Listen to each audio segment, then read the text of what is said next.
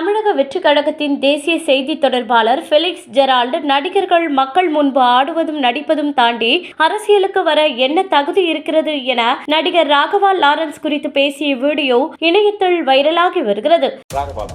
திரைப்படத்துல தோன்றி அந்த மக்களுக்கான பரிச்சயம் இருக்குல்ல, அந்த அறிமுகம் இருக்குல்ல, அதை வச்சு ஓட்டா மாத்திக்கணும் அப்படின்றத விட வேற என்ன தகுதி இருக்கு?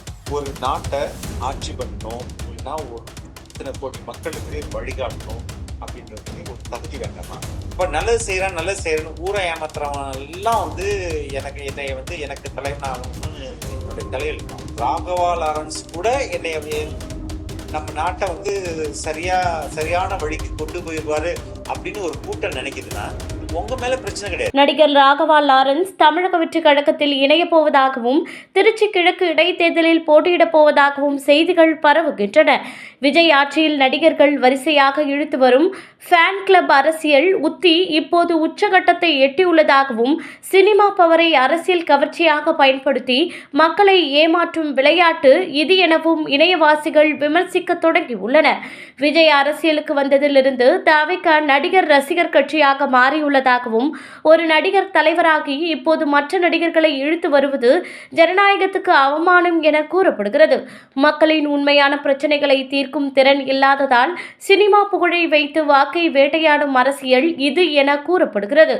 தகுதியில்லாத நடிகர்களை தூக்கி நிறுத்தி மக்களை ஏமாற்றும் விஜயின் உக்தி தெளிவாகிறது என மக்களே விமர்சிக்க தொடங்கியுள்ளனர். ராகவா லாரன்ஸ் அரசியலுக்கு வருவதாக அறிவித்த நிலையில் அவரது சர்ச்சையான பேச்சு பெரும் அதிர்ச்சியை ஏற்படுத்தியுள்ளது.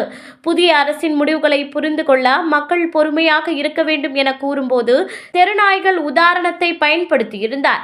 மக்களை நாய்களுடன் ஒப்பிட்ட அவரது பேச்சுக்கு மக்கள் மத்தியில் கண்டனங்கள் எழுந்தது. பொதுமக்களுக்கு அடிப்படை மரியாதை கூட கொடுக்காத ஒருவர் எப்படி அவர்களுக்கு சேவை செய்ய போகிறார்?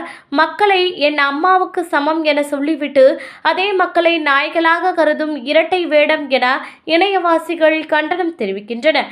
விஜயின் தலைமையில் தவிக முழுக்க நடிகர்கள், ரசிகர்கள், ஸ்டார் கலாச்சாரத்தால் இயக்கப்படும் கட்சியாக மாறியுள்ளதாகவும் உண்மையான தலைமைத்துவம், கொள்கை அறிவு, நிர்வாகத்திறன் இல்லாதவர்கள் அரசியலுக்கு வரும்போது மக்களின் எதிர்காலம் திரைப்பட கற்பனையாக மாறிவிடுவதாகவும் வேலைவாய்ப்பு, கல்வி, ஊழல் ஒழிப்பு போன்ற உண்மையான பிரச்சனைகளை தீர்க்காமல் சினிமா கவர்ச்சியால் மக்களை திசை திருப்பும் அரசியலில் ராகவா லாரன்ஸ் போன்றவர்களை இழுத்து வருவது விஜயின் தவிகவை மேலும் பலவீனப்படுத்தும் என அரசியல் விமர்சகர்கள் எச்சரிக்கின்றனர்.